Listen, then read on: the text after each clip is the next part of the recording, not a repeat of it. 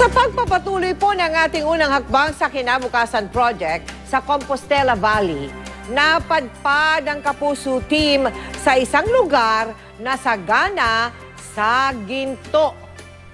Nadinig ba ninyo yun? Ginto. Abay, totoo po yan. Alam niyo ba na ayon sa Mines and Geosciences Bureau, ang Pilipinas ang ikalima sa mga bansa sa buong mundo, na pinakamayaman sa ginto. 300,000 tao sa 30 probinsya sa ating bansa ay mga small-scale miner. Isa na rito, si Mang Bernardo. Dito sa probinsya ng Compostela Valley, may isang lugar na kung tawagin ay Golden Valley. Tinatawag itong Golden Valley dahil maraming ginto.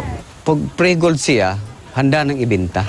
Pangunahing hanap buhay ng mga mamamayan dito, kaya ni Mang Bernardo, ang pagmimina. Tani lang yung binutasan, pababa. Pagdating sa baba, doon na kami gagapang. Pag mayroong ginto, paminsan yes, pag mayroon, pag wala, wala rin. Yung mga bata, hindi yan pinapasok sa loob dahil delikado yan.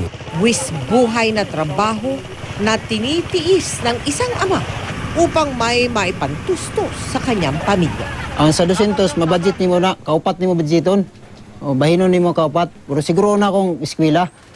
Pero anumang halaga ang makukuha mula sa pagmimina ng ginto ay hindi kayang matumbasan ang kayamanan ng edukasyon. Di ko gusto nga, kukuhan sila, pangarap sila nga, padayong eskwela para makatrabaho nga, mayong trabaho. Kaya, bagong school bag at school supplies ang handog natin sa anak ni Mang Bernardo na si Jayden at sa mahigit 3,000 pang kabataan sa ating isinagawang unang hakbang sa Kinabukasan Project sa Compostela Valley. Pinagtas din ng aming team ang mabatong daan at halos mahigit 30 ilog para marating ang Boringot Elementary School sa bayan ng Mabini. Hindi mapawi ang ngiti sa labi ng mga estudyante matapos matanggap ang kanilang bagong bag. Thank you very much sa Jamie Kapuso Foundation.